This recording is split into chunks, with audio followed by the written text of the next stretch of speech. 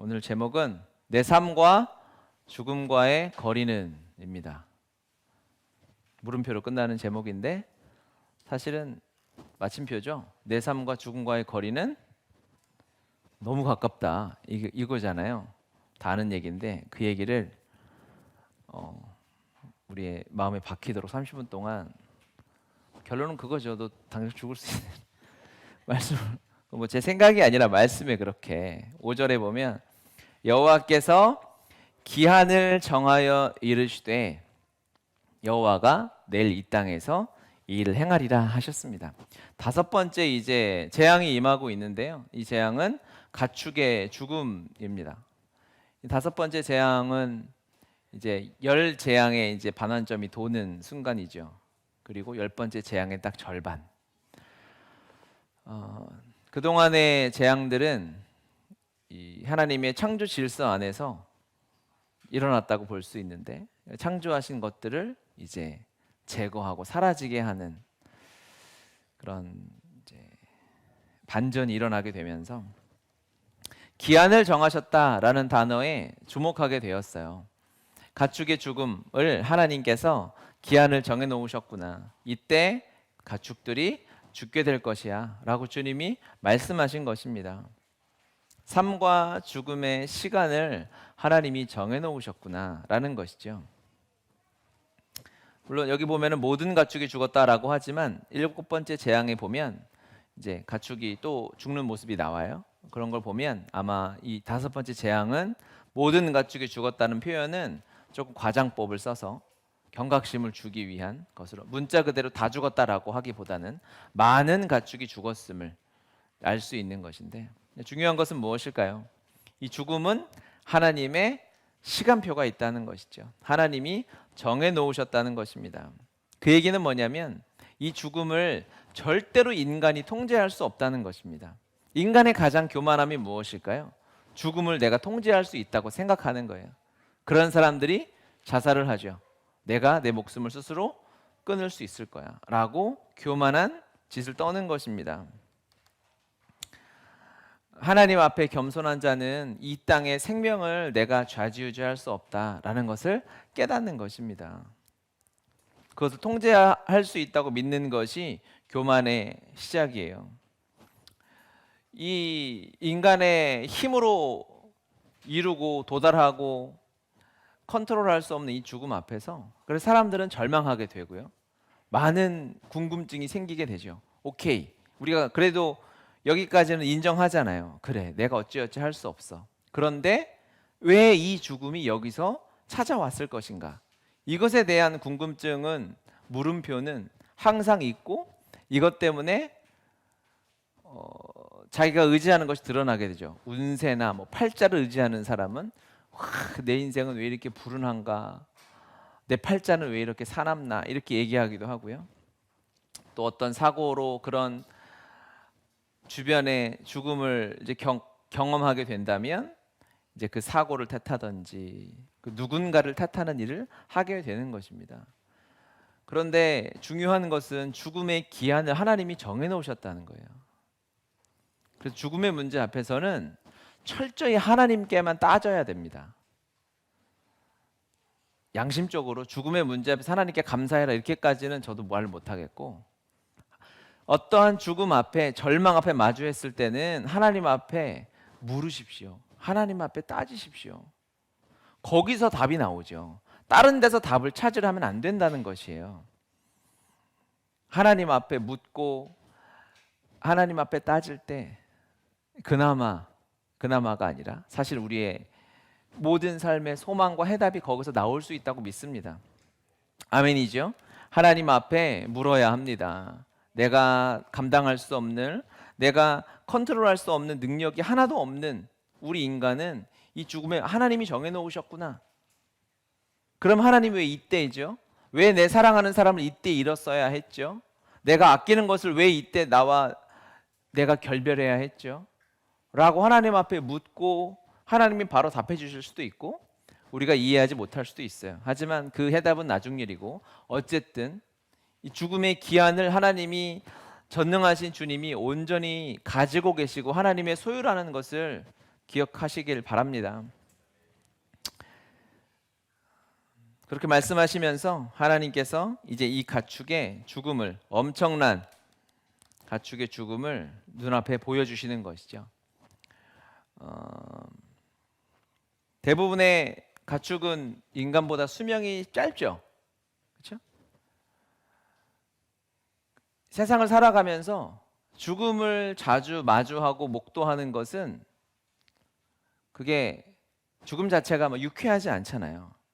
여러분 막 운전하고 가다가 앞에 그 장례식 차가 지나가면 기분이 어떠세요? 뭐 이러진 않죠. 왠지 막 그런 게 있단 말이에요. 죽음 자체가 주는 불쾌함이 있는 거죠. 그런데 죽음을 자주 맞이하는 것은 저는 축복이란 생각이 들어요. 왜냐하면 우리는 죽음을 가까이 맞이하고 내가 곧 죽을 수도 있다라는 인식을 할 때 내 삶의 질이 훨씬 나아지거든요. 그런 거 아시잖아요. 지금 유서 한번 다 쓸까요? 그러면 이제 오늘 예배가 달라져요. 뭐야 이거 이렇게 하면서. 근데 그거 사실이지 않습니까? 기한이 하나님께 정해져 있고 하나님이 기한을 우리에게 말씀해 주시지 않았어요. 그렇기 때문에 가축의 죽음을 보면서 수많은 죽음들을 목도하게 되죠. 그러면 우리는 저 죽음이 나의 죽음과, 이 가축이 아마 전염병으로, 학자들은 탄저병이라는 전염병으로 죽었을 것이라고 이렇게 생각하는데, 이 전염병도, 이때 전염병도 그렇고 짐승들에게만 감염되는 전염병이 있지만 인수 공통 전염병이 있잖아요. 코로나도 마찬가지고. 그러니까 이 가축들의 죽음은 지금 우리의 죽음과 별반 다르지 않을 수 있는 거예요. 가축들의 죽음을 보면서 과연 내 삶의 죽음과 나와의 거리는 얼마만큼인가, 그것들을 볼 수 있어야 됩니다. 생각할 수 있어야 되죠. 그래서 하나님께서 가축의 죽음을 짧게 해놓으신 거 아닌가라는 생각을 좀 해보게 됐어요. 많은 죽음을 보라고. 죽음과의 거리가 가깝다고 느끼는 사람일수록 삶을 알차게 삽니다. 저도 아마 여러분 우리 공동체 안에서는 제가 제일 많이 받겠죠. 제가 기도하고 제가 손잡고 천국에 가신 성도님들도 많이 계시고요. 또 그 운명하시는, 소천하시는, 임종하시는 순간을 제가 함께 하지는 못했어도 그분의 마지막 이 땅에서 작별하는 시간들을 셀 수 없이 많이 인도하게 되고요. 화장장의 앞에 서게 되고요. 안치하는 납골당이나 매장하는 곳에 가고, 모든 사람이 똑같이 죽어서 똑같은 수의를 입고 아무것도 시장하지 않은 그 채로 이 땅을 떠나는 것을 보면서, 그것을 매일 제가 본다면 제가 무엇을 꿈꾸겠어요? 그렇지, 역시 그러니까 돈 많이 벌어서 수의라도 금으로 입어야지, 그렇게 하겠습니까? 그렇지 않아요. 죽음을 자주 목도한다는 것은 삶의 본질로 돌아오게 되어져 있어요. 가장 중요한 것을 붙잡게 되어져 있어요. 가축의 죽음 앞에서 여러분, 이 죽음과 왜 이런 죽음을 자주 목도하게 되면 왜 이런 생각을 하게 되냐? 결국 우리에게 너무 죽음이 가까이 와 있다는 것이죠. 죽음과 내 삶의 거리는 코끝이라고 얘기하지 않습니까? 내가 지금 내쉰 숨을 들이마시지 못하면 죽는 거예요. 내가 들이마신 숨이 여기서 나오지 못하면 그 인생은 이 땅에서는 끝나는 것입니다. 너무너무 우리에게 가까워요. 그래서 죽음과 내 삶과의 거리가 너무너무 가깝기 때문에, 그렇다면 우리는 어떻게 살아야 할 것인가? 그것에 두려워하며 벌벌 떨면서 살아야 할 것인가?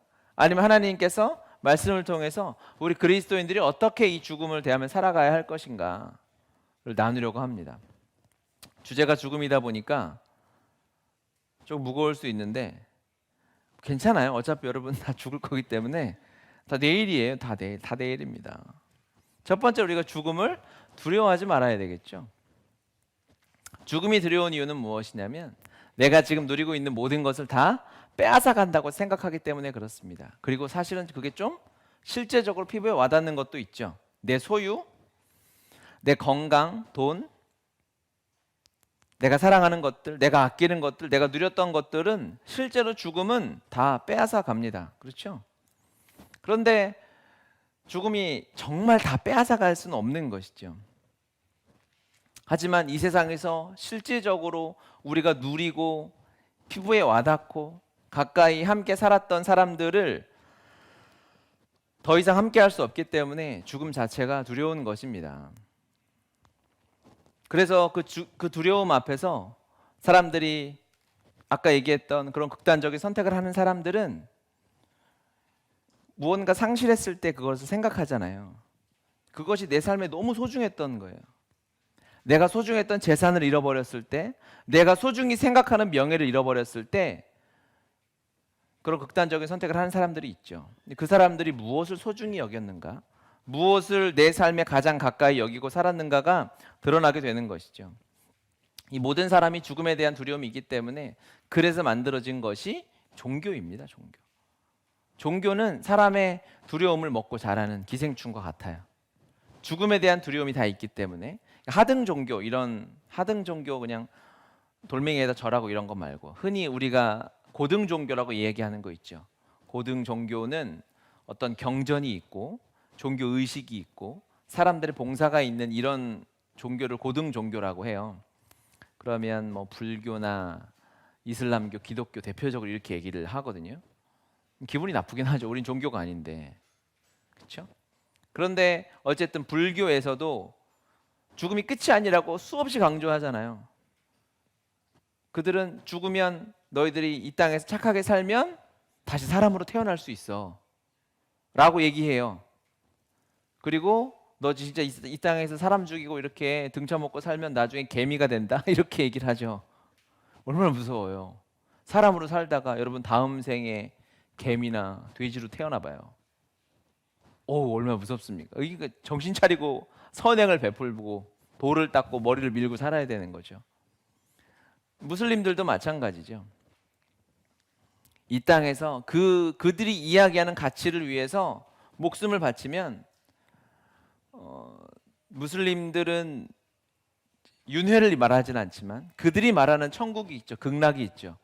그곳에서 막 젊은 가진 것이 별로 없는 어린 청년들을 막 꼬시는 거죠. 그래서 너희가 이 폭탄 테러 해가지고 저 이교도들을 죽이면 네가 죽으면 천국에 가면 네 밑에 부인이 10명이야. 너무너무 예쁘고. 그렇게 실제로 이야기하고 두려움을 사로잡아서 종교 활동을 하는 거죠. 사람들이 마음 가운데 이 두려움이 있기 때문에 거기에 그냥 끌려서 낚시죠. 낚시로 막 사람들의 마음과 감정과 생각을 끌어서 그렇게 이용해 먹습니다. 실질적으로 우리가 죽음을 이길 수 없는 존재이기 때문에 두려운 것 사실이고 내가 사랑하는 사람이 잃었을 때 그 찾아오는 슬픔, 이거 다 사실이에요. 그런데 진짜 정말 우리가 두려워해야 할 것이 있잖아요. 돈을 잃어버리는 것, 건강을 잃어버리는 것 다 무서운 일이죠. 사랑하는 사람을 만나지 못하는 것 다 참 생각하기 싫은 일이지만 진짜 두려운 것 7절 한번 볼까요? 바로가 사람을 보내어 본즉 이스라엘의 가축은 하나도 죽지 아니하였더라. 그러나 바로의 마음이 완강하여 백성을 보내지 아니하리라.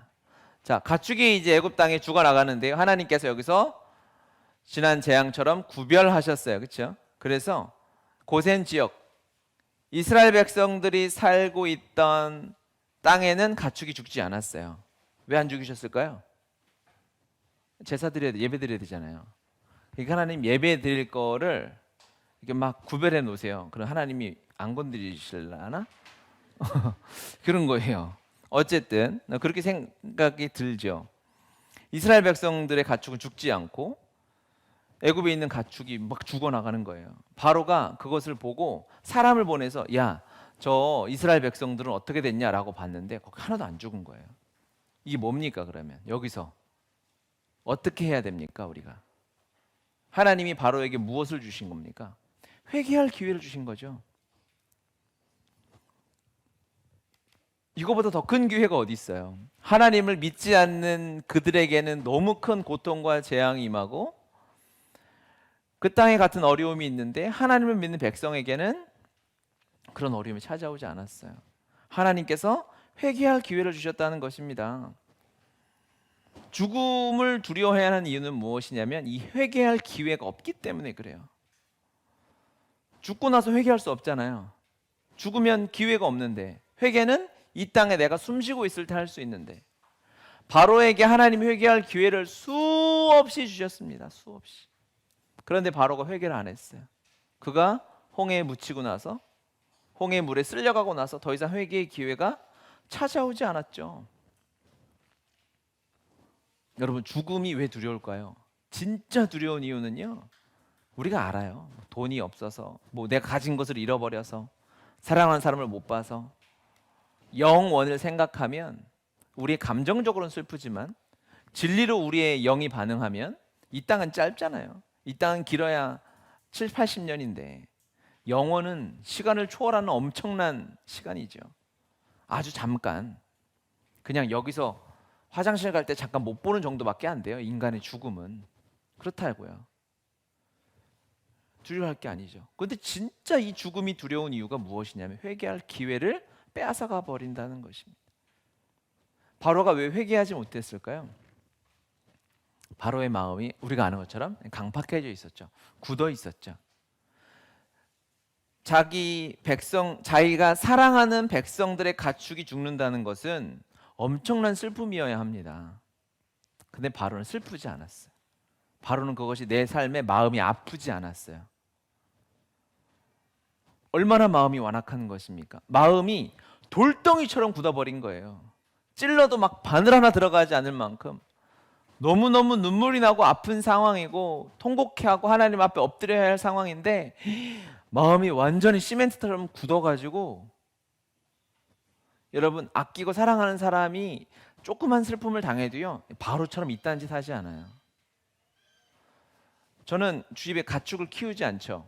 허락하지 않은 가축들이 여기저기 숨어 있을지 몰라도 키우지 않아요. 개나 고양이를 키울 여력도 없고 장소도 없고, 그러기엔 키워야 될 지체들이 집에 너무 많이 같이 살고 있고. 어렸을 때부터 이렇게 애완동물을 좋아하지는 않았습니다. 그런데 제가 우리 교회를 같이 시작하면서 지체들 중에 이렇게 반려견들을 이렇게 키우는 지체들이 있어요. 근데 그렇게 그런 같이 사는 그런 강아지가 죽는데 슬프더라고요. 저는 강아지를 먹지도 않아요. 키우지도 않고 별로 가까운 존재가 아니에요. 저하고 귀찮아요. 저한테 막 달려들고 하면 저는 주인 몰래 발로 치고 그러거든요. 그런데 제가 그때 느꼈어요. 그 아프게 막 병원을 다니고 결국 죽었다는 이야기를 들었을 때 가슴이 아프더라고. 얼마나 슬플까, 얼마나 아플까. 함께 살았던, 함께 사랑했고, 함께 웃었고, 그 시간을 보냈던 어떠한 존재를 내가 잃어버렸다는 것 자체가 슬프잖아요. 그렇지. 제가 이 바로의 모습을 보면서 그래, 나는 가축을 한 번도 키우지 않았지만 그 정도 슬프고 아팠는데 바로의 마음에는 그 일말의 아픔도, 일말의 동정도, 긍휼도 존재하지 않았구나. 그렇기 때문에 슬픔이 없었고 회개하지 않았구나. 여러분, 마음이 딱딱하게 굳어간다는 것은 너무 위험한 것입니다. 회개할 기회가 사라져가는 것이라고 생각해요. 하나님이 보여주십니다. 바로에게 몇 번의 회개할 기회를 주셨을까요? 셀 수 없죠. 모세가 나타날 때마다 우리가 지난주에 나눴던 것처럼 한없는 주님의 은혜가 이 땅 가득하지 않습니까? 온 우주에 가득하잖아요. 그 은혜를 보여주실 때 그때가 회개할 기회라고 여러분 믿으시길 바랍니다. 그리고 하나님 앞에 돌아와야 합니다. 회개해야 합니다. 그리고 주님 앞에 나아가서 하나님 주신 은혜를 누려야죠. 여러분, 회개가 너무 큰 복입니다. 회개하면요 진짜 우리의 영이 살아요. 회개하지 않고 마음이 딱딱하게 신앙생활 하는 사람은 힘들어요. 그냥 힘들어요. 어깨가 그냥 굳어요. 막 내 마음이 딱딱해져서 하루하루 내 인생 걸어가는 것 자체가 막 세상 모든 질고를 지고 내가 가는 것 같아요. 그런데 회개하면 주님이 주시는 그 은혜의 바다 앞에 서게 됩니다. 세상에 힘든 짐은 여전히 있는 것 같지만 주님이 주시는 은혜를 누릴 수 있습니다. 주님이 주시는 회복을 누릴 수 있습니다. 주님이 주시는 자유를 누릴 수 있습니다. 문제가 사라지느냐, 문제가 여전히 남아있느냐, 그것은 하등 종교의 수준의 이야기인 것입니다. 문제가 있고 없고가 무슨 대수겠습니까? 세상에 고민 없는 인생이 어디 있겠으며, 돈이 안 필요한 인생이 어디 있겠으며, 수조 원이 있어도 더 벌려고 하는 게 이 세상의 악함 아니겠어요? 다 똑같아요. 그러면 이러한 죄가 가득한 세상 앞에서 우리는 회개함으로 우리의 영이 살아서 하나님이 주시는 주님으로 인한 기쁨과 만족을 누리며 살아가시길 바랍니다. 아멘이죠.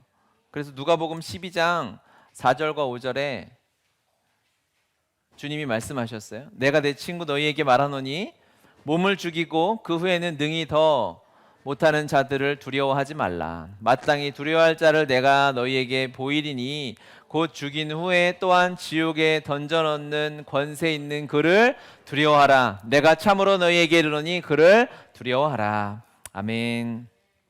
진짜 두려워할 것은 죽음이 아니라 회개하지 않는 내 마음이다. 굳어져 있는 내 마음이 죽음보다 훨씬 무서운 것입니다. 주님이 그 말씀하시는 거예요. 진짜 두려운 건 죽음 아니야. 그거 아무것도 아니야. 주님이 다 이기셨으니까.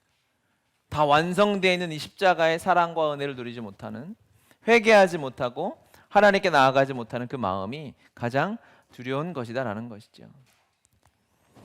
죽음은 이렇게 모든 것을 빼앗아 갑니다. 그런데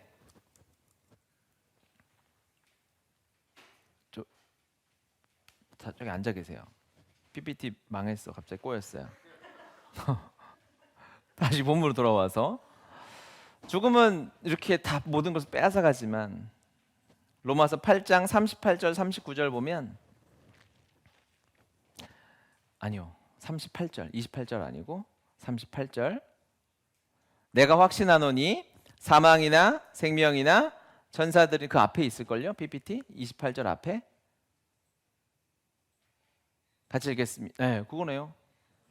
내가 확신하노니 사망이나 생명이나 천사들이나 권세자들이나 현재일이나 장래일이나 능력이나 높음이나 깊음이나 다른 어떤 피조물이라도 우리를 우리 주 그리스도 예수 안에 있는 하나님의 사랑에서 끊을 수 없으리라. 아멘. 우리에게 있는 가장 큰 복, 죽음이 모든 것을 빼앗아 갑니다. 실제입니다. 그렇죠? 이 세상에 내가 누렸던 부와 명예와 사람의 관계와 내가 누렸던 기쁨과 유익들을 다 빼앗아 가죠. 실제로. 하지만 하나님의 사랑은 빼앗을 수 없는 거죠. 그래서 우리가 주님을 신뢰하고 주님을 따라가는 것이죠. 하나님의 사랑은 죽음으로도 끊어놓을 수 없는 것입니다. 그렇기 때문에 죽음마저 하나님의 사랑과 계획 앞에서는 합력해서 선을 이루는 것이에요. 우리가 알거니와 하나님을 사랑하는 자 곧 그의 뜻대로 부르심을 입은 자들에게는 모든 것이 합력하여 선을 이루느니라. 이 모든 것 안에는요, 여러분, 죽음이 포함돼요. 주님 안에 죽음을 하나님은 합력해서 선을 만들어 갔습니다. 여기 죽음이 빠져 있다면 우리가 저 모든 것을 생각하는데 죽음은 하나님 안에 선이 될 수는 없을 거야. 죽음은 하나님 안에서 주님 보시기에 내 삶에 좋은 일이라고 생각될 수 없을 거야라고 우리가 생각하면 안 돼요. 선하신 하나님, 좋으신 하나님은요, 예측할 수 없는, 우리가 만나기 싫은 죽음마저도 하나님 안에서 선으로 만들어 가시는 전능하신 하나님이심을 믿으셔야 합니다. 그래서 그리스도 안에서 죽음은 어떠한 죽음도 헛된 것일 수 없어요. 아멘이세요?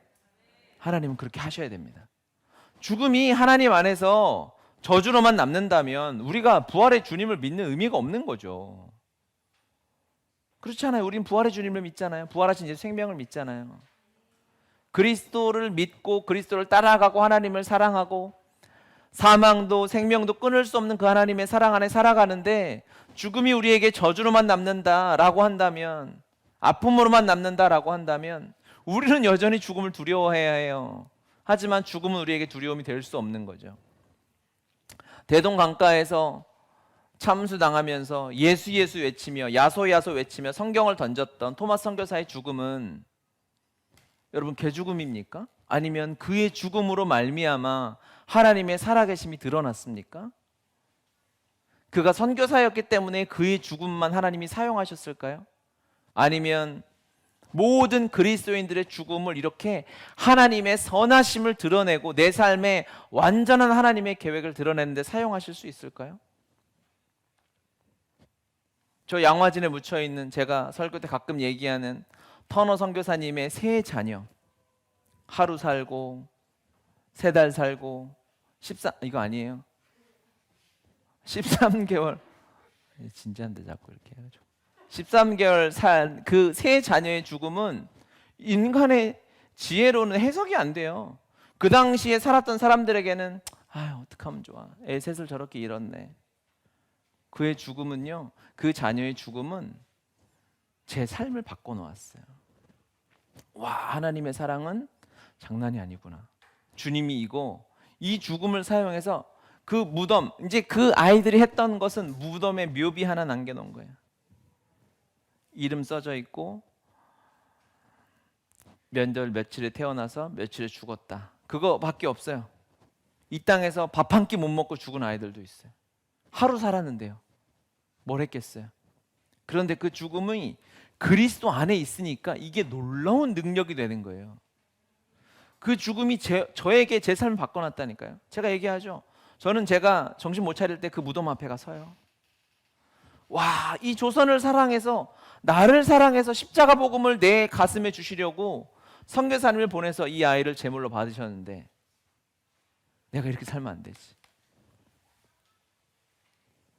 하나님이 저를 새로운 길로 부르실 때 항상 저는 그 자리 앞에 서 있었어요. 주님, 제가 이 엄청난 하나님의 사랑의 증거가 가득히 묻혀있는 이곳에서 예수 생명으로 사는데 하루라도 싹군처럼 살지 않게 해주십시오. 제가 주님을 향한 사랑이 제 마음에 식어가는 것 같으면 그 비참한 인생 살기 전에 제 심장이 멎었으면 좋겠습니다. 제가 좀 과격하잖아요. 그 기도를 거기서 맨날 드렸어요. 그 무덤 중에 하나가 로제타 홀 선교사님의 무덤이 있죠. 이제 보여주세요. 네, 이 왼쪽에 계신 분이 로제타 홀 선교사님, 그 오른쪽에 있는 분이 누구죠? 그 남편이신 제임스 홀 선교사님이죠. 의사로 둘이 미국에서 만나서 한국에 들어와서 결혼을 했어요. 평양에서 결혼식을 했어요. 서양 사람 둘이서. 1900년에 했으니까 1902년에 했으니까 뭐 지금부터 120년 전이네요. 그렇죠? 이 땅에 그때 서양식 병원 한두 개 있을 때입니다. 교회가 가정 교회 몇 개 말고 선교사님들이 이제 막 들어오기 시작했던 이 땅에 서양 사람들의 이름을 장부에 써도 쓸 수 있을 만큼의 선교사님을 예수 믿는 사람들이 별로 없었던 때에 예수님의 사랑 때문에 이 땅에 들어와서 사역을 하기 시작했어요. 그리고 몇 년 지나지 않아서 남편이 열심히 사역하다, 둘이 결혼하고도 한 사람은 평양에서 한 사람은 한양에서 서울에서 사역하다 보니까 자주 만나지도 못하는데 그때 전염병이 돌아가지고 남편이 이 땅에서 돌아가세요. 이게 남편의 무덤, 저기 양화진입니다. 남편을 묻고 그때 남편이 하나님께서 남편을 데려가셨을 때 솔직히 하나님 앞에 얼마나 궁금한 게 많았을까요? 선교사로 왔는데 살려두셔야 될 거 아니에요. 살려야 될 영혼이 얼마나 많아요. 그런데 이 죽음이 해석이 안 되는 거예요. 여러분, 주님 앞에 하나님의 기한은 해석이 잘 안 돼요. 왜 이때여야 하지? 해석이 안 돼요. 천국에 가면 주님이 정확히 알려주시겠지만 일단 슬픈데 하나님 바라보는 거죠. 만약에 거기서 한 걸음 나아가서 그렇습니다 주님, 이 죽음도 감사합니다라고 고백할 수 있으면 감사한 거고, 그것까지는 사실은 솔직히 인간적으로 우리끼리 어렵잖아요. 그렇죠? 그래서 저는 거기서 할 수 있는 우리의 최선은 하나님 앞에 따지는 거 아닌가. 주님 왜 우리 자책하지 말고 나 때문이야. 죽음 앞에서 가장 미련한 것은 자책하는 겁니다. 내가 누구를 잘 돌보지 못해서, 내 자식을 잘 키우지 못하고, 내가 내 부모를 어떻게 하지 못해서 이렇게 됐나 보다. 그거는 가장 미련한 짓이고 하나님 앞으로 가야죠.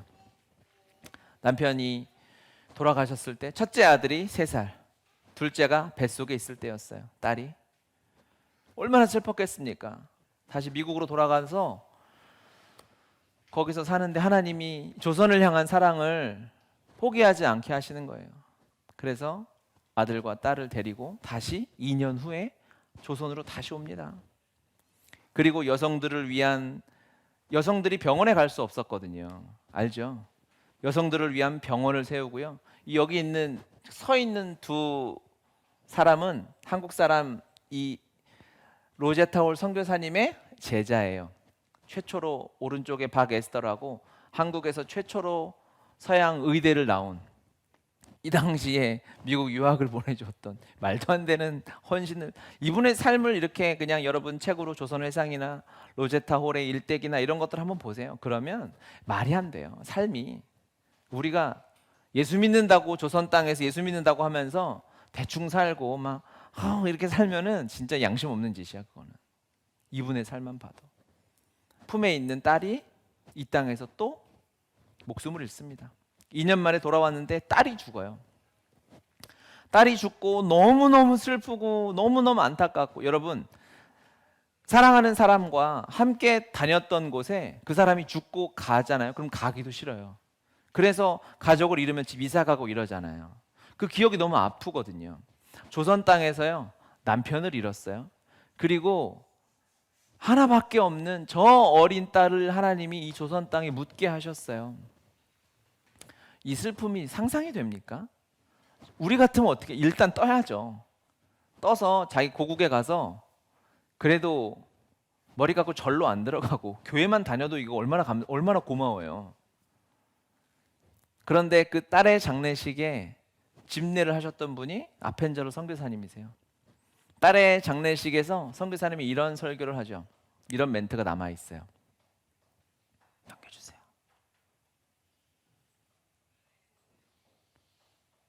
멘트가 보라색 글씨로 하나 있을 거예요. PPT가 엉킨 것을 여러분 용서해 주시고, 아펜저로 선교사님의 딸의 장례 예배 때 한 말입니다. 그녀는 지금 아빠의 품에 잠들어 있습니다. 그들은 예수님의 재림 때에 다시 일어날 것입니다. 당신의 가족의 절반은 이미 하늘나라에 가 있습니다. 너무너무 진리이고 사실인 거죠.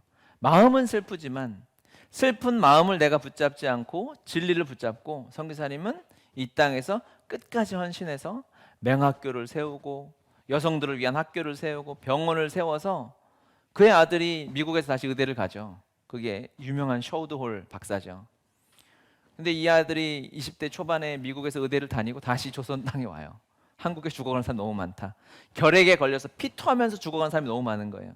그래서 크리스마스 씨를 만들고 한국 결핵협회를 만들어서 전 세계에서 결핵 환자가 가장 없는 나라로 만들어낸 거죠.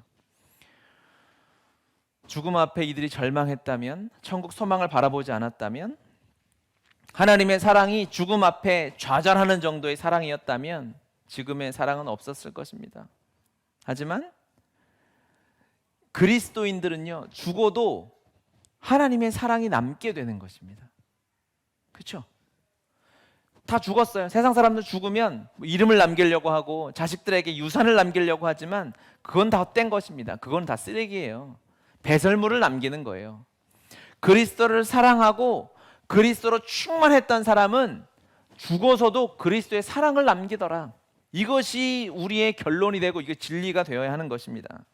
그래서 바울의 이 고백이 이제 여러분 이해가 되실 거예요. 빌립보서 1장 21절 같이 읽겠습니다. 시작. 이는 내게 사는 것이 그리스도니 죽는 것도 유익함이라. 아멘. 여러분, 그리스도인이 왜 죽는 게 유익할까요? 죽어도 그리스도가 남아요.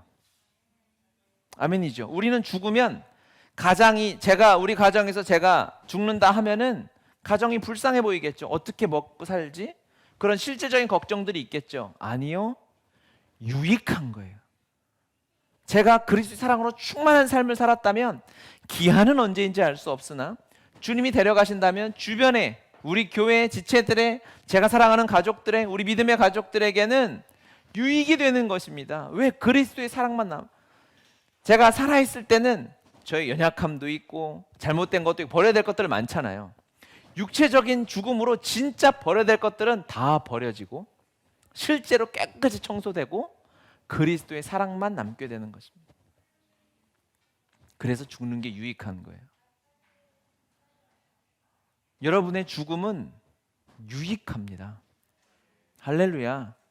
바울이 그 앞에 이렇게 고백했죠. 1장 20절에 나의 간절한 기대와 소망을 따라 아무 일에든지 부끄러워하지 아니하고 지금도 전과 같이 온전히 담대하여 살든지 죽든지 내 몸에서 그리스도가 존귀하게 되게 하려 하나니. 이해되시죠? 이제 왜 바울이 그렇게 죽도록 삶을 다하고 내 삶을 깎고 하나님 앞에 헌신하고 바쳐서 내 삶에 그리스도만 남게, 그리스도만 존귀하게 하려고 했는지지 않은 거예요. 그렇게 살아야 내가 살아도 그리스도가 전해지는 것이요 죽어도 내 삶에 그리스도만 남는 것이다. 그래서 이 고백 다음에 고백이 바로 아까 그 고백인 거예요. 내가 사는 것이 그리스도니 죽는 것도 유익함이라. 여러분, 이 죽음이 우리의 코앞에 있는 상황 앞에서 우리가 무엇을 해야 할까요? 답이 나오죠. 여러분의 삶을 그리스도의 사랑으로 채우는 것입니다. 그것만 남는 거예요. 다른 거 아무것도 남지 않습니다.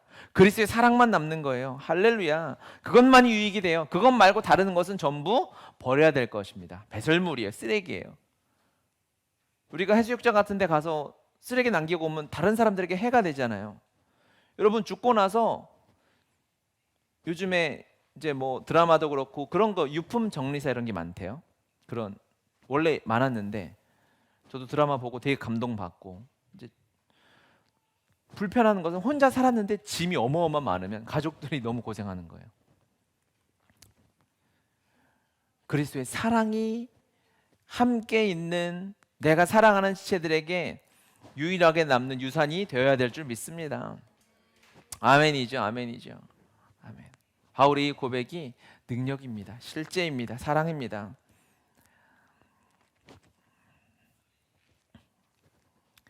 우리가 죽음을 두려워하지 않아야 된다라고 했어요. 그렇죠? 죽음을 두려워할 일이 아니라 회개하지 못하는 내 마음의 굳음이, 내 마음의 딱딱함이 두려워할 일이다라고 했고요. 그렇죠? 또 두 번째, 죽음은 모든 것을 실제로 빼앗아가지만 그리스도의 사랑만은 결코 빼앗아갈 수 없다. 그리스도의 사랑으로 충만한 사람은 죽음이 유익이 돼서 그가 죽고 수백 년이 흐르고 100여 년, 200년이 흘러도 사람들에게 생명이 되고 능력이 된다. 그가 이 땅에서 이뤄놓은 것이 아무것도 없다 할지라도. 마지막으로 우리가 죽음 앞에 생각해 보아야 할 것은 무엇이냐면 죽음 앞에 소망을 절대 잃지 말라는 것입니다. 가장 안타까운 것은 죽음은 소망을 빼앗아가는 것입니다. 하지만 실제로 죽음은 이 땅에서 하나님 앞에 심판받아야 할 대상에 불과하다는 것이죠. 요한계시록 20장 14절에 보면 사망과 음부도 불못에 던져지니 이것은 둘째 사망 곧 불못이라. 그렇죠? 제가 복음학교 때도 항상 말씀드리는 구절이고 예배 때도 몇 번 우리가 함께 나눴던 구절이죠. 사망이 둘째 사망, 하나님이 영원한 심판 앞에 처리되는 거예요. 그래서 지옥에 가면 죽을 수 없는 것이죠. 그래서 고통스러운 것이죠. 끝이 없으니까. 사망도 심판받아요. 그러니까 죽음 앞에 우리가 잠깐 지나가는 것이죠. 죽음을 두려워하는 것은 죽음 이후의 세상을 경험해보지 못해서 그런 거거든요. 그런데 우리는 죽음 이후의 세상 천국을 이미 죽음 앞에 땡겨서 경험하는 사람들이잖아요. 그렇죠? 그러면 두렵지 않아요. 내가 가본 땅은 두렵지 않습니다. 제가 초등학교 때 이제 학생들은 영역이 좁잖아요. 저희 아파트 단지에 그때는 순수하게 놀았어요. 그때는 뭐 인터넷 이런 거 없었으니까 놀이터에서 놀고 또 놀이터 투어 다니고 이랬거든요. 그래서 옆 단지에 놀이터. 근데 조금 먼데 제가 암사동에 이제 살았을 때인데 고덕동에 조금 좋은 스머프 놀이터라는 게 있었어요. 거기는 다른 동네이기 때문에 혼자 가기 무서웠어요. 가보지 않은 땅이거든요. 그래서 이제 우리 깐부들끼리 야, 우리 다음 주 토요일 날 스머프 놀이터에 원정을 가서 놀다 오자. 용기를 내서 이제 그 땅에 한 달에 한 번씩, 한 학기에 한 번씩 놀러 갔다 왔죠. 안 가본 땅이니까 아무것도 아닌데 두려운 거예요. 그렇죠? 근데 우리 천국을 사는 사람들은 두려움이 없는 거죠. 이 땅에서 천국을 누리면 죽어서도 천국이니까. 그렇죠? 할렐루야. 그래서 두려움에 대한, 죽음에 대한 두려움이 사라지고 천국을 소망하게 되는 것입니다. D.L. 무디가 이런 설교를 자주 했다 그래요. 머자나 시카고의 여러 신문에 그분이 이제 나이가 많아졌을 때 머자나 시카고의 여러 신문에 D.L. 무디의 부고 기사가 실리거든 절대로 믿지 마라. 그 순간 나는 지금보다 더 생생하게 살아있을 것이다 라고 이야기했다는 거예요. 부활을 믿었던 사람이죠. 부활 생명을 누리는 사람은, 부활 생명은요 천국에서 작동하게 되어져 있어요. 부활 생명을 가지고 이 땅에서 살지는 않습니다. 할렐루야. 부활 생명을 누린 여러분들은 이미 천국을 살고 있는 영혼들이에요. 아멘. 아멘. 에베소서 1장 19절 20절 말씀 같이 읽겠습니다. 그의 힘의 위력으로 역사하심을 따라 믿는 우리에게 베푸신 능력의 지극히 크심이 어떠한 것을 너희로 알게 하시기를 구하노라. 그의 능력이 그리스도 안에서 역사하사 죽은 자들 가운데서 다시 살리시고 하늘에서 자기의 오른편에 앉히사. 이게 에베소 말이 조금 어려워서 이제 세 번역으로 써왔는데요. 다시 한번 읽어볼까요? 또한 믿는 사람들인 우리에게 강한 힘으로 활동하시는 하나님의 능력이 얼마나 엄청나게 큰지를 여러분이 알기 바랍니다. 하나님께서는 이 능력을 그리스도 안에 발휘하셔서 그분을 죽은 사람들 가운데서 살리시고 하늘에서 자기의 오른편에 앉히셔서, 이렇게 이야기하죠. 무슨 얘기죠? 하나님, 우리 안에 엄청난 하나님의 능력이 역사하고 있다는 것, 어떤 파워가, 어떤 엔진이 우리 안에 우리의 삶을 이끌어가고 있는데, 우리를 살게 하는데, 우리를 숨쉬게 하고 우리의 세포를 뛰게 하는데요, 그 힘이 어떠한 힘이냐면 하면서 20절에 설명하는 거예요. 그 힘은 그리스도 안에 있는 힘인데 그 힘은 죽은 자들 가운데서 부활하신 힘입니다 라고 이야기하는 것입니다. 예수님이 부활했던 능력이 100이면 그 똑같은 힘이 우리 안에 이미 있어요 라고 바울이 설명하는 거죠. 예수님의 부활 때는 더 큰 힘이 필요하고, 왜? 세상 모든 사람의 죄를 짊어졌으니까. 우리에게 지금 살아가는 부활 능력 생명은 그 n분의 1이니까 조금 적게 필요하고 이러는 것이 아니라 예수님을 살리셨던 하나님의 전능하심과 부활의 생명은 지금도 우리 안에 그대로 역사하고 계신다는 거예요. 아멘이죠. 여러분 안에는 부활의 생명이 있어요. 이걸 이제 누리느냐 누리지 못하느냐, 여전히 부활 생명이 있음에도 불구하고 이 엔진은 다 꺼먹고 다 멈추게 하고 내가 예전에 살아왔던 옛 자아의 죄인의 관성대로 살아가느냐, 이것은 안타깝게도 우리가 그렇게 선택해 살아가는 영혼들이 제법 있는 것입니다.